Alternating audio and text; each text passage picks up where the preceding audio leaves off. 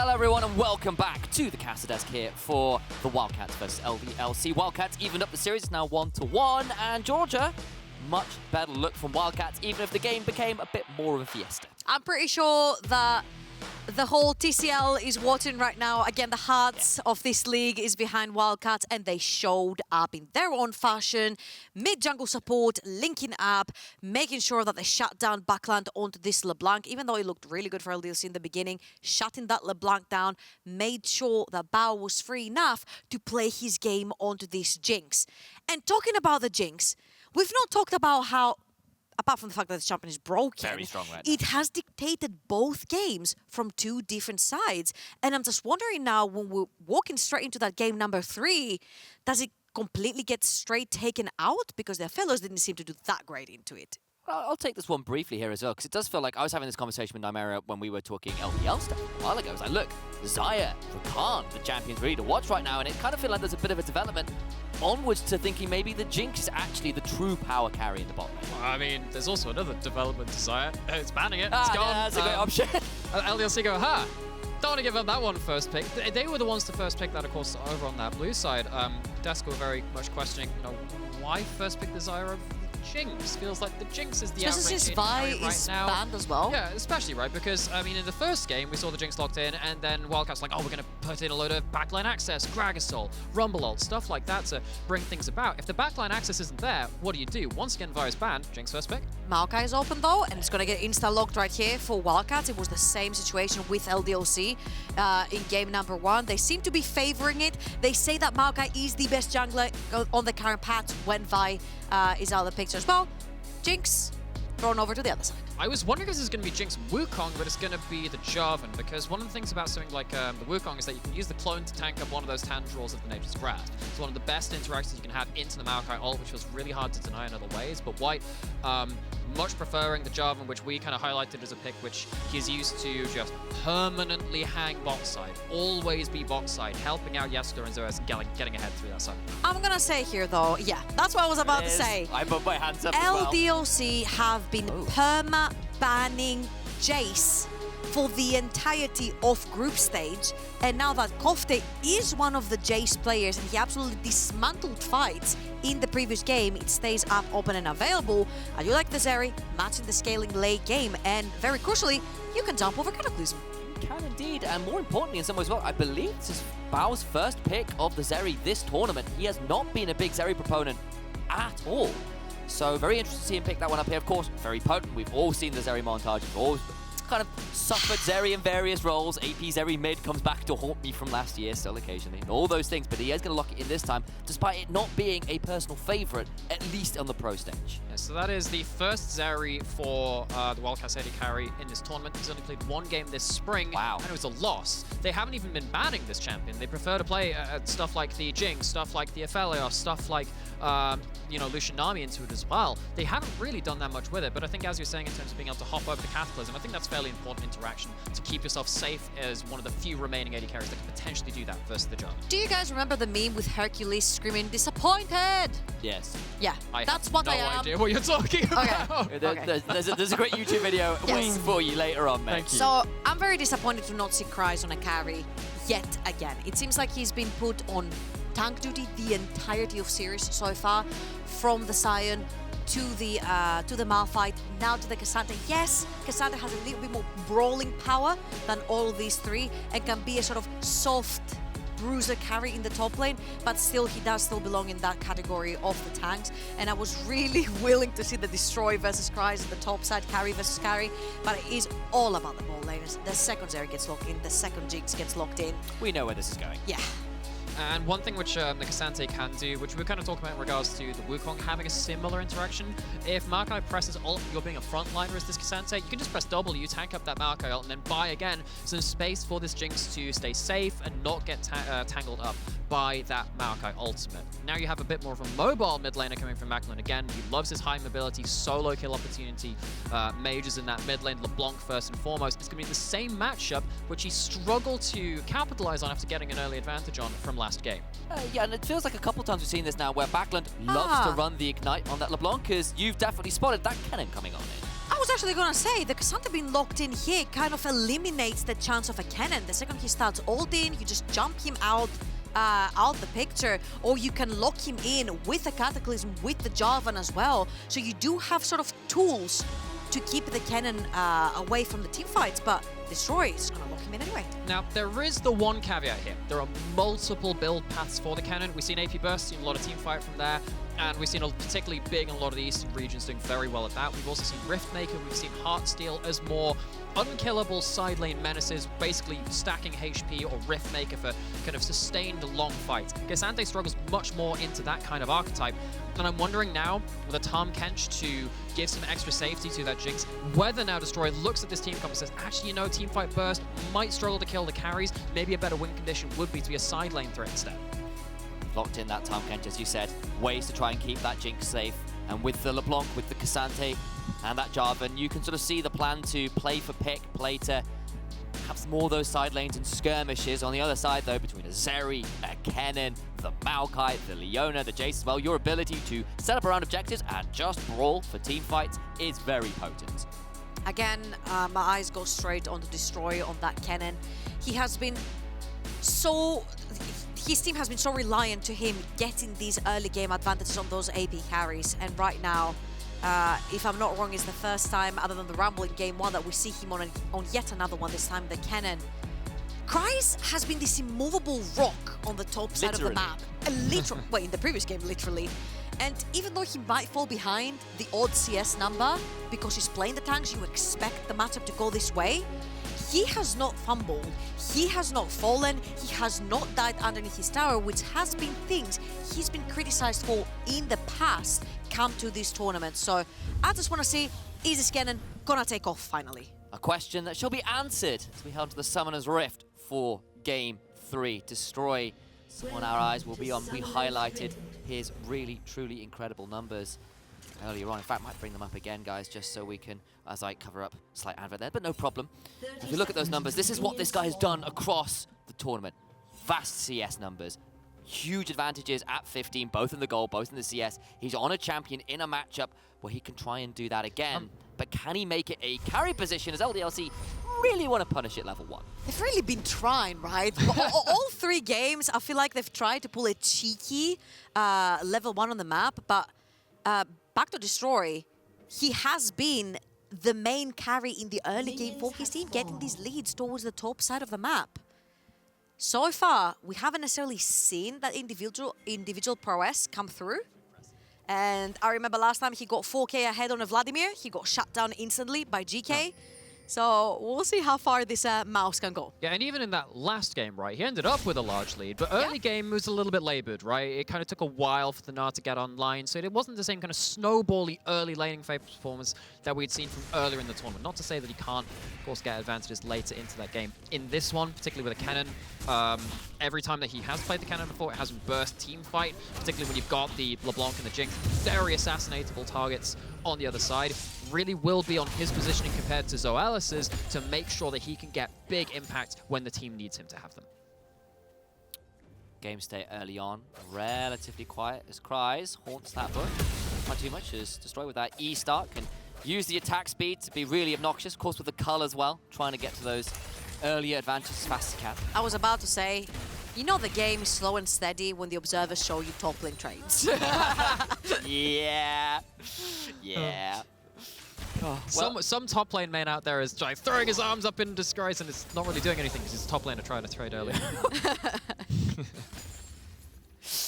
Well, we are left with perhaps a volatile mid-jungle, I think it's fair to say, with the Jayce and the LeBlanc with very gank-heavy junglers if they choose to make them happen. And maybe that would be the point of call earlier on into this game.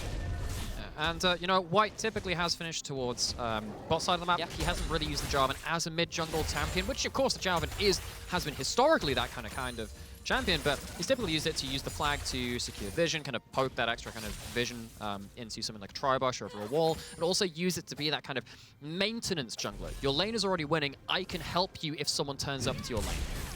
And of course, sometimes he just doesn't need to turn at mid, because Backlund often does his own tricks on the LeBlanc. Very true, yeah. Game into the Talia early on in group stage where he got like 4 solo kills in lane. without anybody else turning up was, of course, very, very potent. And you can see if you do have a player who can do that, how powerful it can be to allow the Jarvan to be elsewhere. Now what's really important is that the Maokai have gone unseen the entire time, but Backlund just walked in and saw that the Wraiths are already done and dusted. So the jungler is towards... Ignore that circle.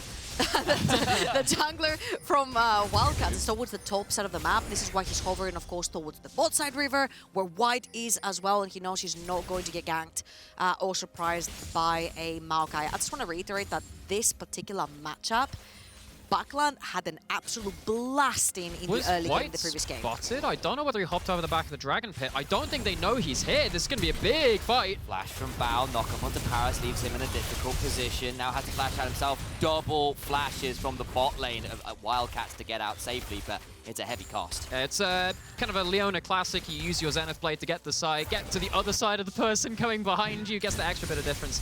So Summon is blown, but that will be the limit of that towards the Gangster bot side. White once again on the Jarvan pick, making his presence known in the bot half of the map. Yeah, but talking about the bot half of the map, it is fully warded from the side of LDLC. They're trying to keep Zoelys and Jeskla as healthy as possible, because we do know that that LDLC bot lane likes to trade a lot. Well, it's either that or they're trying to draw like the Olympic rings on the minimap. Just like well, I'm doing that. Yeah, you're doing that. They're trying to make me do that. You should have been an artist, Trouble. Never mind this casting profession. Playing Katarina is artistry. Oh, well, that might be because she's quite strong now in solo queue. Yeah, it's a bit. Eh?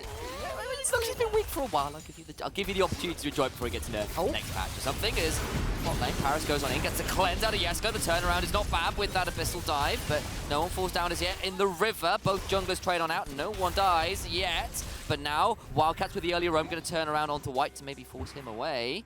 Still a skirmish, still a potential look in here with White. Maybe looking to go on in. There's the Zenith Blade, the flag and drag misses on the other side. Double Bramble Smash leaves White forced to flash away. Burst Fire coming on through. The Tongue Lash will slow down Bar, make it a little bit harder to go. Oh! Downtown! Kofte picks up first blood. Donated to the mid laner to make that laning phase just a little bit easier for Kofte. A little bit of a mechanical misplay right there from White. Doesn't hit that knockup. Means that Bao is healthy, didn't have his summoners available, ends up going down to the mid lane. Backlund will be fuming.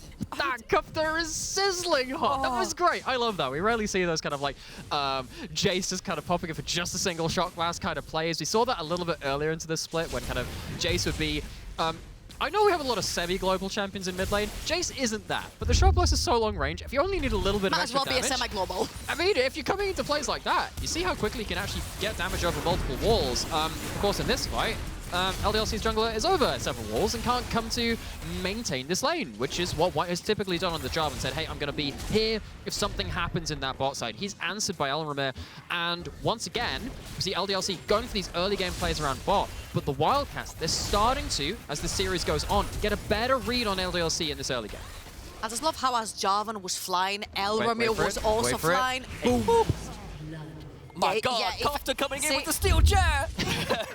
Man, if I was Backlund right there, I'd be fuming, because so look at the CS discrepancy in the mid lane. Backlund had such a fantastic time in the 1v1 on the same matchup in the previous game, and right now his mid laner is sitting there with a Dirk, which is one of the strongest early game component AD items that you can have. This might as well be an entire item itself. Yeah, done all the hard work and still Kofte comes out and picks up a kill anyway. Super frustrating. And, you know, Backlund's a player who we've praised for his laning phase on things like LeBlanc. This time not running the Ignite, was running the Teleport. So looking to be able to play the map a little bit wider, was struggling the first time around to be in the right place at the right time. I've praised him for trusting me last year that Katarina's a good counter to Talia. Didn't go that well for him, but I still commend him for pulling it out in the NLC finals. Oh boy. Well, he still managed to come out. Of course, Victor last summer in the NLC was champions with Dusty, now champions in a whole other region with LDLC, and his iconic LeBlanc, exactly, back-to-back champions across two regions. And there's nothing to sniff at, and despite that kill going across, definitely in a position now to be carrying this game with his current laning performance. And as the game is, I mean, Dragon has just started up and Wildcats are in the river. I don't think they're going to start this up. I think it's a little too dangerous to be going into that objective right now, particularly with Backlund with a bit better positioning on mid, but really does bear mentioning again, these teams are continued examples of excellence. Both these teams, great histories of success, both in their regions. and then towards their qualifying tournaments after that point. Wildcats, of course, been at multiple international tournaments on the world stage. LDLC have, in the past, of course, taken home the EMEA Masters titles, haven't done so for quite some time, but now both of them are kind of looking to go one-up on each other and reclaim that kind of title of this era and this kind of region of dominance. And look how heavily they're playing towards the bot side and using that priority that was created by Bao and Parus to actually enter enemy territory and try to steal the buff away. During that though, Backlund has found an opening. As the mimicked ethereal chains puts Kofte in a difficult position. He's Now stuck. danger, over the wall goes Backlund, who is hammered blowed over it. Can't quite get any more as Wildcats come to support the mid lane. Bao goes right on in though. That's a hell of a wall ride. I don't know whether you wanted to surf on in that closely, but this skater definitely playing with fire. Gets away with it this time. Parus just out of range on that Zenith Blade. You know, we were talking about how, oh, Jayce may as well be a semi-global champion. I mean, you've got a Jinx ult, and the Zeri flying over a wall can get into these skirmishes very easily as well. Very close at kind of influencing this battle between mid laners. This whole bot lane action that's been happening right now has been happening over wards from both teams. Yeah. It's kind of like, both teams are like, I know you know. And then they're like, I know you know that I know.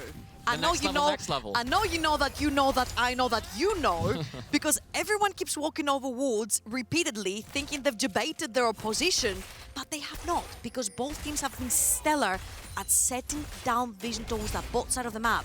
Their AD carries snowballing are of huge importance. This is why you see Cole being built a lot for AD carries that scale in the late game. Again, lands another Backlund. chain.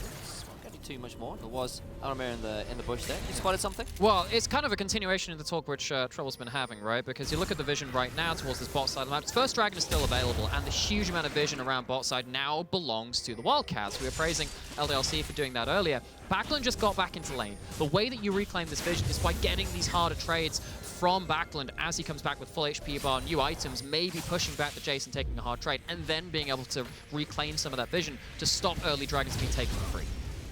Cole nearly cashed in the top side, destroying 6 CS off claiming that, so should have it on this wave. He picks up every minion. That will be a nice injection of gold for this Kennen, who's already got himself the alternator and those Sork boots. It's crazy because there isn't currently a huge advantage for any side of the map.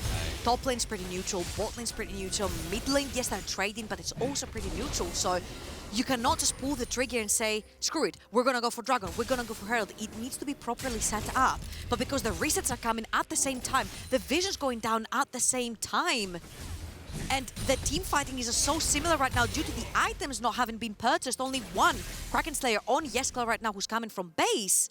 Maybe this is the trigger that LDLC need to go for the Dragon. Potentially.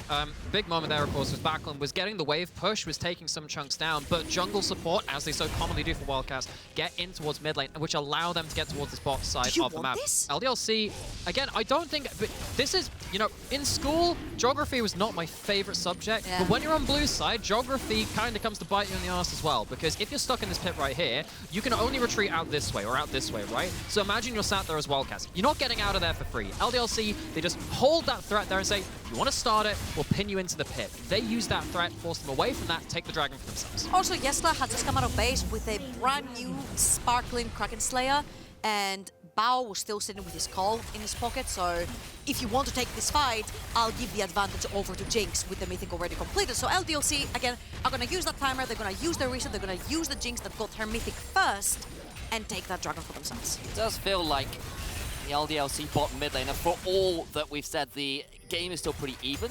The individual CSing and just laning has been pretty good from Backlund, and yes, you can see it there with the slightly early completions and the slightly better CS numbers.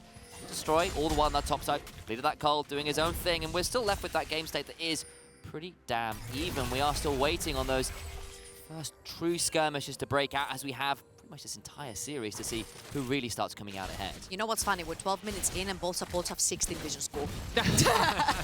There's been so many wards and sweepers. Back in my day, we had a jungle item, zombie ward, and a sweeper. Get 100. Right? Somewhere out there, graves with umbral glaives, nods ahead. Back in my day, the junglers could do the job as well. Very much worth, of course, noting, though, because, again, we've kind of tracked this kind of swing back and forth between vision and then no vision. Kofte is off vision. The Abyss Dive comes on through, forces the flash on out, and the rocket is used as well. gets on out alive, but the Summoner is popped. That was nearly a very nice pick from LDLC. I mean, it's just the story as it so often is in Pro League Legends. Are you in Vision? Do you have wards? Kofte at that point, because we've kind of seen this flow back and forth between first LDLC getting Vision, Wildcats claiming it back, and then shifting again. Kofte didn't quite have the safety at that point, blows his flash. While this is happening though, about 500 gold, 700 gold in the lead for LDOC. 2 turret platings going over to Kryze. You're looking both sides of the map. Jeskla, another 2. If we can look over in the mid lane to see if I think Backlund has taken one for himself as well. He has, and you know, we'll probably see it in about 20 seconds. The funny thing about this story though is that LDLC don't necessarily pride themselves in being as aggressive in lanes to take the turret platings. On the other hand side, Wildcats, through their group stage, have an average of 5.5 turret platings every game. That was about as close as it gets. That one turret plate was on the dot of 13:59 there. LDLC have managed to eke a lot of their gold lead. It feels like, limited though it is, from those turret plates they have gained. Continuing to see Parus just hanging around this mid lane at an important point. Bow's already got the wave kind of crashing in towards the spot side, feels safe enough.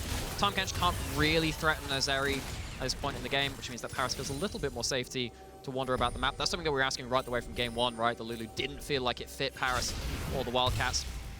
Now a bit of a congregation in bot river. There's no dragon being set up. This is just I was about to say, Vision for the sake of Vision. It's mind-blowing. White might get caught out. He's going to have to flag and drag. We see Abyssal Voyage as well to get out of dodge. But this is why I'm saying, how in the world are they spending so much money on vision control towards the bot side of the map without necessarily anything happening? It's like what's happening. If you go to an optician, you just kind of like, you put the blue ones in. Does this look better? Does that look better? That fight looks pretty good for Wildcats right now, as Zoelys is forced to devour Jeskla away from danger. Well, the Ignite down for Parus, I'll but the take Devour down as well. Glasses number 1. I think that looks a little bit better for Wildcats there. But that's kind of what they're doing, right? They're just kind of like flipping between this vision. It's still a long time until the dragon comes out, though. Again, this is literally just trying to buy safe space for your AD carries to farm. But I just feel like there's no purpose in that because you can just chill back, relax.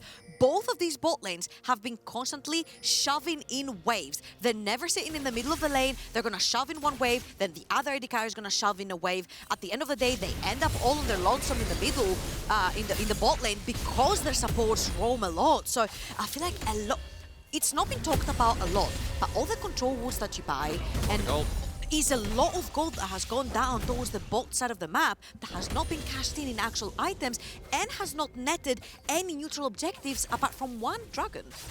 Part of it as well as last game, we saw how pivotal the vision control was, and it led to a complete fiesta in terms of how these teams like to play around picks and set up for those objectives. Yes, only gone down to one dragon because both teams have been so adamant about fighting for that control, and George has been pretty frank about the costs of that. We've got 40 seconds until what will be the second dragon of the game, and you wonder whether this is where that vision control finally bears some fruit for one team or the other. Yeah, because if you kind of like find a hole in that vision net, Destroy gets a teleport to the backline. Kryze does the same. That's Zoelys flying into the mid lane, trying to get something off the bow. Kind of. Oh, hello. Again, it's a very strange shaped Twitch at that point. But they managed to get themselves it's the idea. They get themselves mid lane priority. That means they're going to have easy entrance into this dragon, but there are no flank wards right now from Wildcats. They'd have to find themselves a bit of a more difficult way to get Destroy into the fight. Yeah, I think this is what Wildcats are trying to do right here. They're trying to establish some control in the river so they can maybe get a cheeky ward behind the enemy lines for Destroy to get in. Backlund, though, standing in a control ward, trying to find his way behind the team fight. If he can get a big chunk, even if he doesn't kill Kofte or Bao, he renders them useless for the fight. So a way that you can cheat this is why Backlund is heading towards this bot side. If you get a minion wave push from bot side, that gives you a flank from that bot side of the map if you're fighting up where it is right now. As it stands, Destroy going straight down the middle of the team fight. There's the Nature's Grasp. Stolen! Through, and it's stolen by Elramir. Now they're going to get on top of Zoelys, who has to flash on out, can't quite chain the CC enough to get the kill. Mid lane. Dragon secure, Kofte taken desperately low by Backlund! Oh. Rocket had to be flashed away from. All the while Kryze goes on in, but it's taken pretty low, not gone all out quite yet. We'll get devoured to safety. Bao beginning to free fire. That burst fire clicks into full auto. Backlund stunned up, but it's the clone. Still goes down. Kofte gets that one, and Backlund caught out. What about the rest of this follow-up? Zoelys so low. In they go. Flash. Twist in advance. Zoelys got some great health to work with. Pops the thick skin, but will still go down to Destroy, who picks up the catfish. Shock blast not enough to pick up anybody else. Why? Why do you keep chasing LDLC? You came in for the dragon, you lost the dragon. There's a Kennen with flash ult still holding onto it. Destroy is a huge threat, and you keep chasing. You didn't come what you came for, you didn't get picked. Back off the objective. It's already done and dusted. You'll see here Elramir, really nice route straight into the objective, steals it away. That's your fight done. Even your Tahm Kench has to flash away. He cannot save you. Back off. And the reason they stick around at this point is because they still have exhaust. And they think, hey, if we can bait in the Kennen, maybe the exhaust means that we can start playing around some of this, the rest of this fight. But it's just a huge over-aggression, as you were saying. One thing that we were kind of saying from the last game 2, was LDLC, where's that angel on the shoulder? A little restraint. Where's the angel on the shoulder? Where's that restraint? Because it feels it's become a devil now. It's definitely turned a little bit more corrupted at that point, because not for the first time, LDLC find themselves taking fights which they shouldn't do. It feels like a bit of a coin flip. They're either not taking any fights, or they're taking ones that they shouldn't have to in games where they're getting the better of them. Yeah, it feels like that kind of desperation of, we came for the dragon, damn, we lost the dragon, but hey, maybe we can get a kill. LDLC got punished for this the last game. Ooh. Too aggressive, too eager, and Destroy throws them into a slicing maelstrom and cuts them down to side. It is an electric engage that will force one kill. Kryze all out, will try and find his way to safety, has a blast cone, uses to get over the wall, but how good is the chase from Wildcats? Not enough to get any more. Flashbone from Destroy, but kill does go over in the bush. Maybe back and get some damage. He's done well at farming, but the kills have gone the way of Kofte, and they will hold court in this mid lane, try and get a little bit more pressure, but just nothing to be found for LDLC as yet, though. Kofte, sorry, Jeskla, I apologize. Oh! My God, just stood there and fired! Whew, well, he didn't have a flash to get away from that, so really well done by LDLC to capitalize on the overextension of the Leona right there, but I can't seem to stop thinking, why are these engages happening? Why? Just jumping way too far into that mid lane. No one can dive underneath these towers at this point, and even if you do, you get a kill in return of what? There are no objectives. You already set down your vision because your enemy had to reset at this point. Just take the small W's off the vision you've set up down on the map and try to pressure your side lanes. You've got K'Sante, you've got LeBlanc, use them. So now big things coming out of this play, right? So Baron's up on the table, it's alive, red wards. Also red wards on the other side of mid. You have a lot of safety from LDLC to push in through that mid lane and then head upriver towards Baron if you so wish. There's also no flash teleport on Destroy. So going into the next phase of play, despite Wildcats winning that last fight, feels like LDLC, I mean, they're still even-ish in gold, right? At this point, only 2k down. They have themselves a pretty good opportunity here to maybe mount something around this Baron. I will notice with that bot lane tower going down, you can sort of cheat that as the Kennen by just being in bot lane and shoving the wave out and trying to find a flank that way, as you kind of talked out a little bit earlier. And actually now heading on to Kryze, throws him over the wall with the all-out, now Destroy in a difficult position. Could still throw down the slicing maelstrom with those resists going down. Kryze is in danger. Ooh. 3. Can't get the solo kill in the mid lane. Fight comes on through the solar flare, lands onto 3, and there is a Nature's Grasp. Brambles root down the Tahm Kench, but Jeskla still alive to shield off of the Devour. But still, that's a dead catfish. It'll be fish and chips for dinner in the mid lane. Bao picks that one up. Big overstep from LDLC. We're saying, hey, they can safely push in mid and go towards Baron, except Backlund's on the side lane. Kryze is also on a side lane as well. So LDLC, they kind of commit to a 3 versus eventual 4 in that mid lane, and they can't get that mid lane push, which is step 1 of their Baron. Also, a reminder of that skirmish down in the bot lane, Kryze versus Destroy. Kryze had to burn his ghost, which means his means of engage and sticking onto a target are going to be significantly lessened for the next fight to come. So big kind of follow-up from this fight now is that it felt like actually LDLC, they had held Wildcats a bit in check at that point. Because particularly because at this point in the game, Baron is up. If a big fight in mid lane goes LDLC's way, that could be a big game-changing moment going with them. But they overreach yet again. And now Wildcats see themselves in a point where they've kind of avoided that initial Baron threat, and now they have themselves vision around Baron. And I feel like the positioning right there was a little bit dodgy as well. Talking about positioning and Tahm Kench, 5 seconds, and that Tahm Kench ult is not up and available for the next dragon that's about to spawn. Of course, it's only second dragon, so both teams can FF that if they don't have the waves. And right here, Wildcats, they don't care about your waves. Screw the waves. They want to get in on this teamfight. Backlund has the flank yet again. Destroy has teleport. There is 1 ward available to him if he wants that flank. Backlund also looking for that flank. We've got a 4v4 around the dragon. And the LeBlanc and the Kennen looking to find an angle into the fight. Destroy joins his team. Backlund. Fish is still hunting around, dragging down to half HP. Backlund gets the flank for free though. No one has spotted him. Destroy, that's the Maokai ult. Ult's over. Blue zones people off. Dragon taken. Well used Maokai ult, but it's been so potent for so much of this split. And it's useful again. Parus still holding court in that tri-brush. Pixel Bush, I apologize. Looking for more! Zenith Blade buffered out of with a good flag and drag, and White gets out. Closer on stuff again. If anyone loses a big fight at this point, it's Baron with it. That would be a huge loss to have. I think Wildcats are feeling themselves a little bit.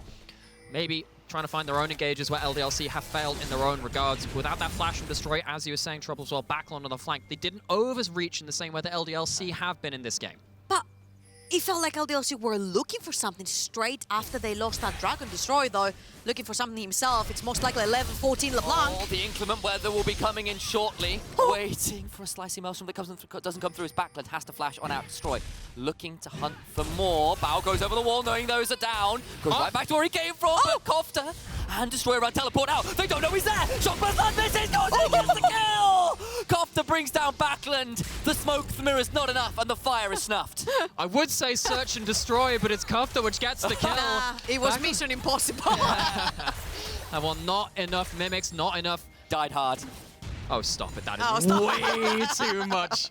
Sadly, though, does feel though Backlund is not one of the expendable members of LDLC, as now he doesn't have himself a flash, a teleport, and again, every time you lose one of these kills at this point in the game, it threatens a Baron being taken. LDLC need to be very careful now that they're on a numbers advantage around the map. I'm just going to say that LDLC look a little bit lost to me. They don't understand exactly where their windows are for engage.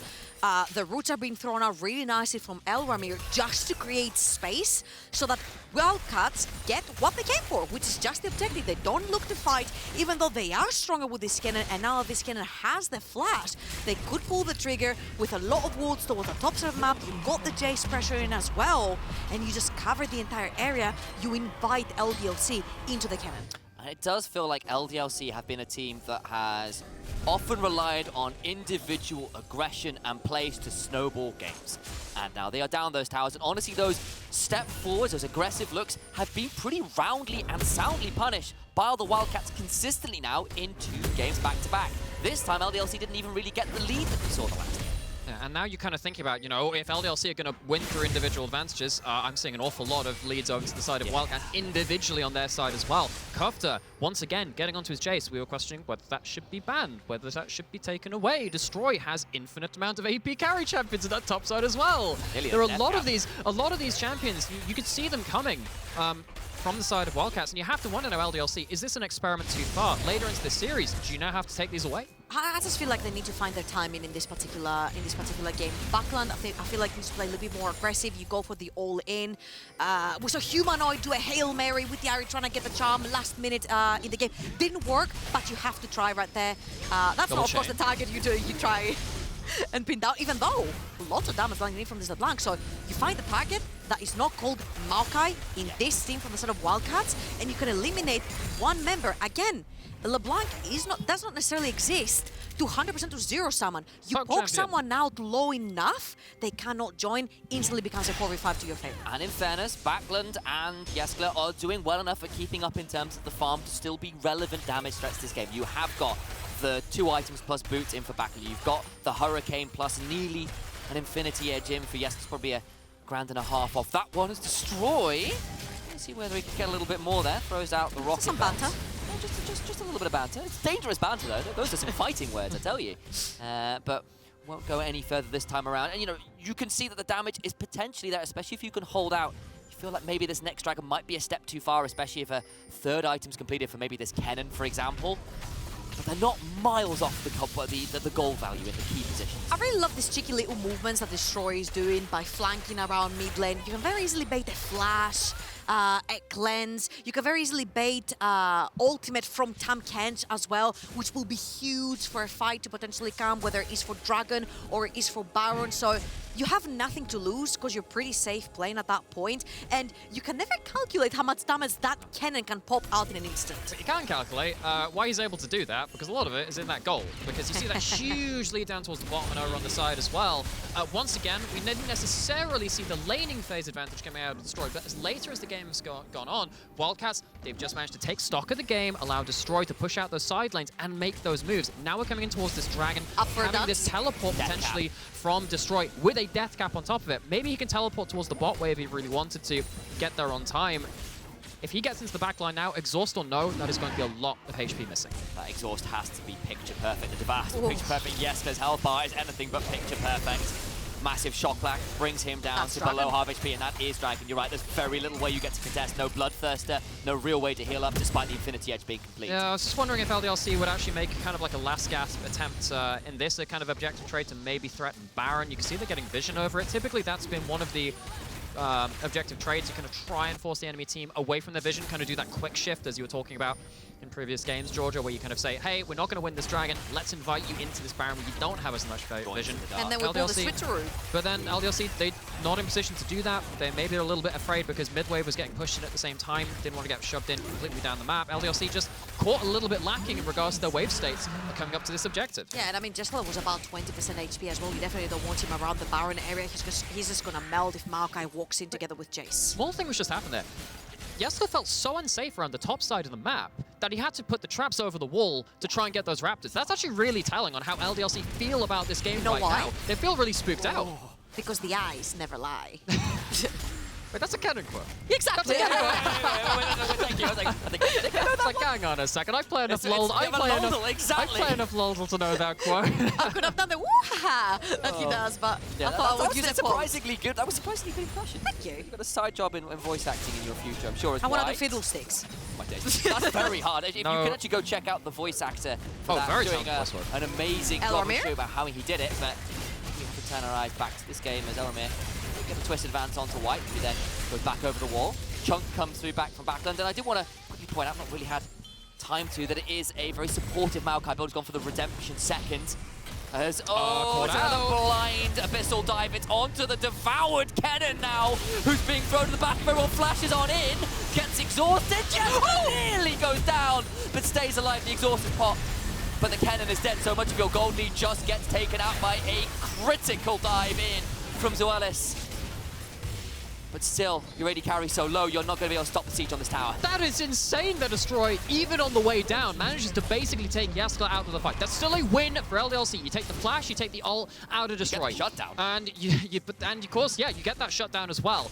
However, given how goddamn strong this Kennen is, still manages to get something back in return for the Wildcats. So LDLC now have to find themselves something else on the map. Now this Kennen isn't there. They're looking for a play while the Kennen's not on the map. Oh, Abyssal Dive flashed over. Elramir will get out to safety, no ult.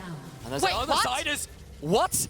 Bao in the mid lane just kills off Jeskla. That's a shutdown to the other AD carry. Now you're down, your Jinx, and there's Baron up. That's absolutely incredible because your Kennen comes up in 5 seconds. Hit with the Zenith Blade, the Solar Flare coming afterwards, Zoelys over the wall, doing their best. White doing the best as all out goes Kryze, but Bao on the killing spree gets the other big carry. Can Kryze do enough to carry the back end of it? Destroy, teleporting in, has got himself the ability to turn these ones around. Destroy gets Kryze, Bao still free firing, and Zoelys about to fall. White cannot recall, and somehow, some way, despite the pick, it's a Wildcats that get the mid laner, the bot laner, and now on to Baron. Wildcats use numbers fantastically well right here. They see Jeskla in the mid lane. Bao thinks he can take the 1v1. He damn well can. Takes down Jeskla. That's all your damage. If you're LDLC, he's the only member with kills and numbers and gold on him. But this is what's the best thing right here. 5 seconds for the Kennen to spawn, and he has teleport to get back in. Instantly turn into a 5v4. So it feels like LDLC, they kind of got caught up in this own mentality of, hey, we got the Kennen off the board, we need to do something. Well, the Kennen isn't here. Kind of get caught up in the pace of the game. It's going to cost Baron. It's going to cost them a lot of gold going over the side of the Wildcats as well. And once again, it feels like LDLC, despite this timing, I mean, I agree with them looking for a play while the Kennen's off the board. I guess it's a little bit of that preciseness, a little bit of that inhibition to tell them, maybe don't go all the time, particularly because, yes, they kind of missed the memo on this one. It's just timing, right? Your AD carry is pressuring mid, no one's covering the AD carry. You see the Zeri mid lane, there is a chance your AD carry can get engaged on, and they just fall short on the timing yet again. Yes, the Kennen is off the map, but he does have to be. So this 25 seconds that the Kennen is dead, if you're not on the Baron on the instant of this 25-second timer, you're not going to get it down fast enough, even if your AD carry is there and ready. Reminder, this is Bao's second game of Zeri this whole split. He has not put that much time onto the champion and still putting up a massive mid to late game performance. It looks fine to me, and partly that's champion very strong as to see whether there was an angle in there. Well, But he's now behind enemy lines, over enemy vision. There's a lot of Wildcats members on the bot side of the map. I think they're just letting him go. He's on an adventure, guys. He can't quite pull off a Shigenda. Quite He's small of running to model sizes. We'll find Kryze on the other side, and so LDLC managed to create a rotation through mid lane tier 2s to get towards the top lane tier 2. I'm just gonna say though, when your two threats are towards the top side of the map, then you can get to very freely push 2 lanes at once because you've got Baron app members on the entire map, and Wildcats might get that inhibitor tower for free. Yeah, you see this a lot in the LPL though, where you look at LDLC, they don't really have lots of wave play. You've got the Jinx, but that's it. And it's not particularly safe when the Maokai just kind of hovers there threatening an ult. So There is no flash as well. Jeskala's doing his best, and there is a Devour, but you can see why LDLC wanted to kind of split the map at first. Maybe because they felt like it was not safe for them to completely defend the base. Worth noting that mid lane turret around the inhibitor has already fallen, so that inhibitor is exposed but not gone down. Attempted step forward there onto Destroy, who was not picked off. Is quick enough with the lightning rush to be safe and sound. Soul Point, or Soul itself, sorry, is available to Wildcats should they choose to go and collect it. But I suspect they'll want to time out this Baron first before Okay, watch for the Maokai ult. They're pulling it now. This is what they're trying to do. Break the wave clear of LDLC. pulling back away from the tower. Solar Flare afterwards is good, but it just zones them away from the turret. Exactly, it's really hard to defend against the siege, against the Maokai. They're going in again. Kryze will footwork his way to safety for now. Both inhibitors exposed, neither gone down as yet, but Wildcats begin the siege onto the mid. Lovely, and there's still Baron onto them as well. Now they're going to move towards that bot side of the map. Elramir has been buffing up the wave. The DP flag coming in from Kryze. Let's see if you can get anything going. There is still... Destroy. Tries to get destroyed, doesn't really find as much as he would like. Down to half HP is the Lightning Rat. Taking pretty low, but there's a redemption coming on through, but he's not been all out that side of it. Does get the shots down, but 1 for 2 inhibitors. I'm not sure that's enough value from that TP. Yeah, I would trade my Rat also for 2 inhibitors if that would solidify a victory right here. About 7,000 gold in the lead for Wildcats, and they're still looking. Their 2 main carries, the Jayce and that Zeri, are healthy and alive. And I just wanted to say the way that Wildcats use their ultimates as zoning tools and not necessarily as a pure CC to engage has been phenomenal for these seeds. Now, of course, it's going to be so for them. And instead of going for the Dragon, knowing they're in numbers advantage, they're looking for a pick.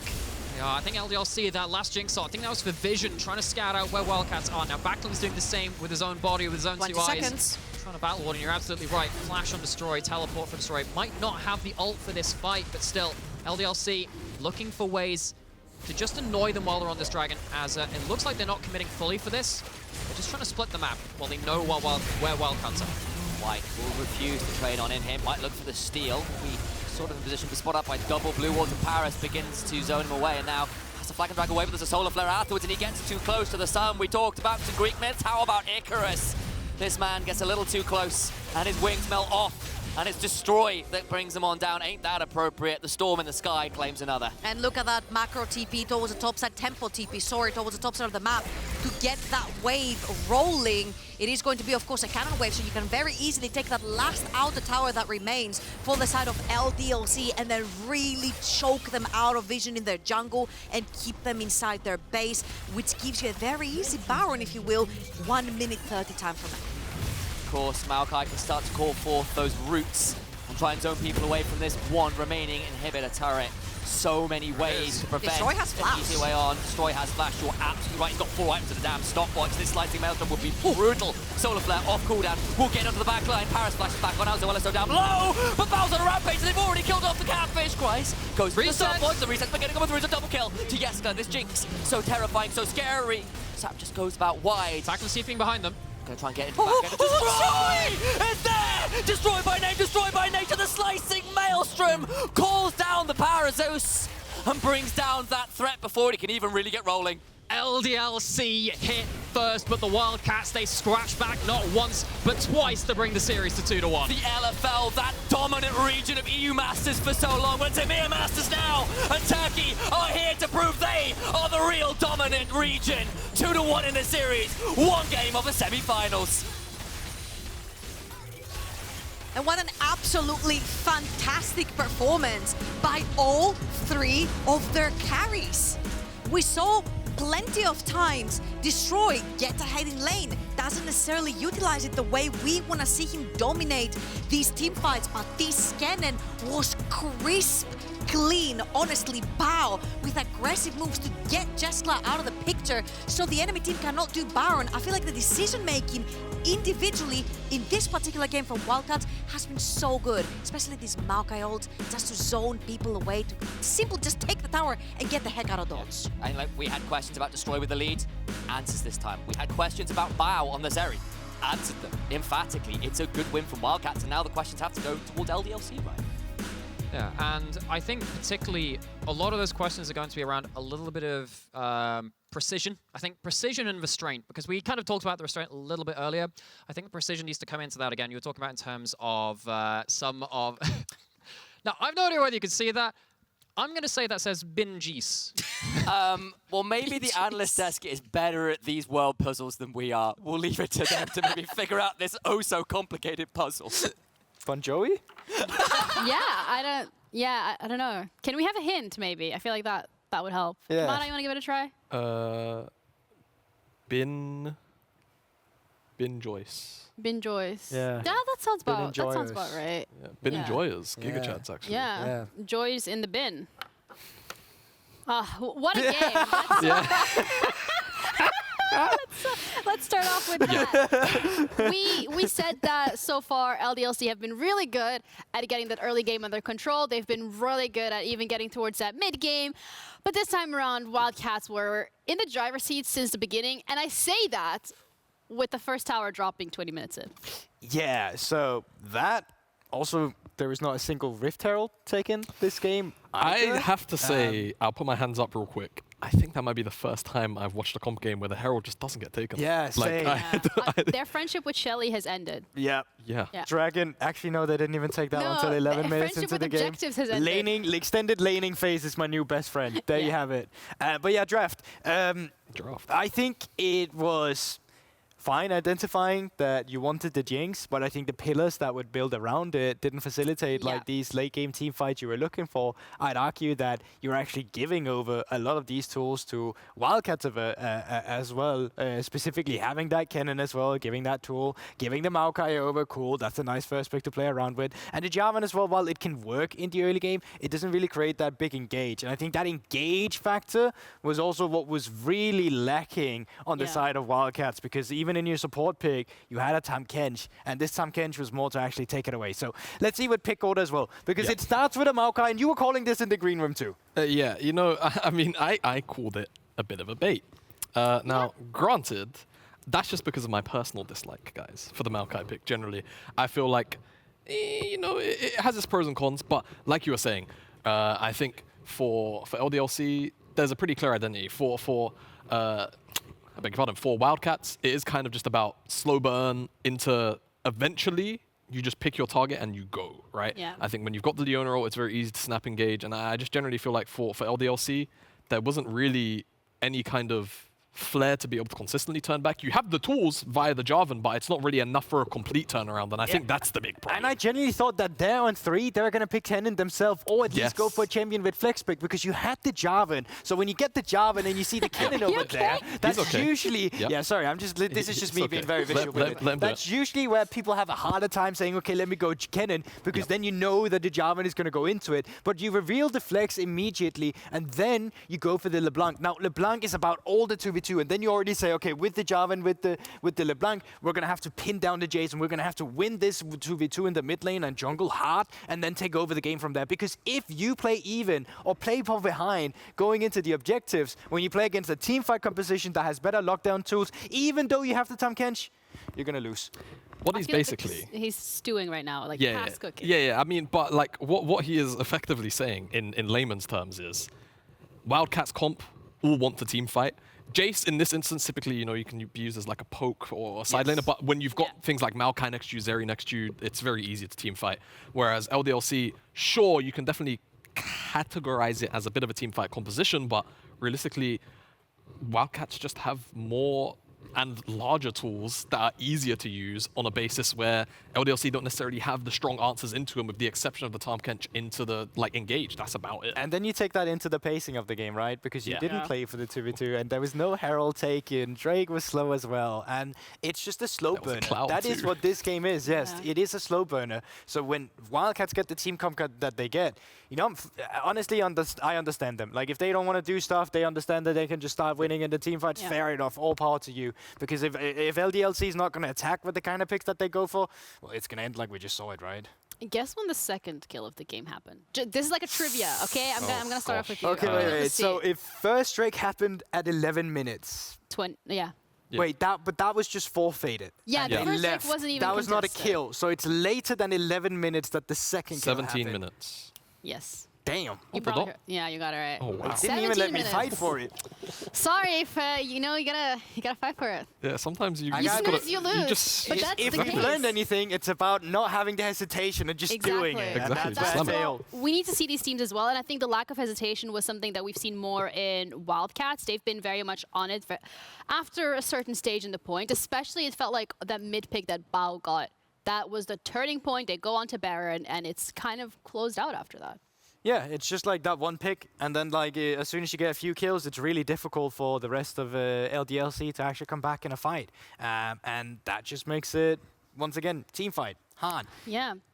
Team fight, late game comp. It's a theme. It keeps going. Yeah, it does feel like in this series we've come to a bit of a head where it feels relatively apparent, and I hate to say it in such blunt terms, but both teams on execution just don't necessarily feel confident enough to finish off games into each other. I think Wildcats have gotten the read a little bit faster here, and as for LDLC, obviously feeling confident to still pull out things like the Kasante, like the LeBlanc, but it's not necessarily the direction I feel like this kind of series needs. Yeah, and also here, like once again, execution, over chasing, playing into a team fight, Backlund Wing the wall here, can't get over. It's just a bit of a disaster. And then the play still gets extended. They're still looking for it. And initially this was just, okay, you get Drake, we leave. And then it turned into this. Yeah, and it just doesn't necessarily have to. And again, at this stage in the game, like, Destroy hasn't even pressed his R key. Like, he just didn't have to. It brings the question as well as to how confident and comfortable are these teams at the moment, because you're sitting in this best of 5 right now. Wildcats have closed the game out. They're one game off of winning this and sending LDLC home, who, we've already said it, you win the LFL, you lose out on the EMEA Masters. I will say this, though. They should be on blue side. What have we been saying about blue side? Not necessarily in this series, but generally. They have chosen blue side. Yes, they're on blue side. You know, it is kind of the broken side, and we'll see whether or not that dictates a slightly different draft order, priority, but also a denial away from maybe something like Destroy's Kennen this time around, if they feel like now that it's finally actually been shown, obviously everyone knows Destroy can play it, but now that it's actually been prevalent in the series, whether or not that will be something that's snapped off the table. And especially for LDLC as an org as well, right? Because we talked about it. In spring last year, they got second place. Then in summer, they get top 4. Yeah. Now in spring 2023, It's a curse. and looking to get knocked out in quarters as well. So it's getting worse and worse, split by split here. Wouldn't it just be funny if, like, you know, we're talking about a lot of the draft order, priority, all of these kind of things now. Yeah. What was the reason that they got knocked out in semis for against Team Heretics? What did they forget to ban? Refresh our memories. They didn't ban Jack Spectra's Draven, and I mean, any astute LEC viewers amongst you will still know that even though Team Heretics are having a tough time, one thing that everyone still banned against Team Heretics and Jack Spectra was the Draven. So I do wonder if this is going to be another issue where there are things that can be resolved inside of a draft, at the very least a band-aid fix on the day, that they're going to kind of ignore again. That band-aid fix this time around being you want the Jinx off the table? Well, I also just think it's just, you can go back to a reliable mid laner as well for Backlund. Like, the Syndra looked way better for the team because it actually gave you something in team fights. It created space for AD carries and just created a different damage dealer that's way easier when you play a front-to-back composition. And that's what most of this game is about. We don't see a lot of flanks. We actually just see them face each other head on. Yeah. But then if you go for this, you ask for the Jinx. If you go for the Jinx, it's about having that pillars build up around it. The setup from a team composition where, okay, is it Renata that we're playing around it? Is it Malphite as well as a front line? Do we have the control mage? I think the best thing you could do is just make it easy. Don't do anything that's complicated. And we say it so many times at this level, but games like this is also why we say it. R buttons, front to back. Yes. Front to back, make it easy. LDLC have one chance at giving themselves a lifeline that they need to stay in the competition or face down the EMEA curse that they've had for so long. Wildcats are in the driver's seat. They're looking to close this one out. Which team is going to be victorious? We have one game coming up after the break, so stay tuned.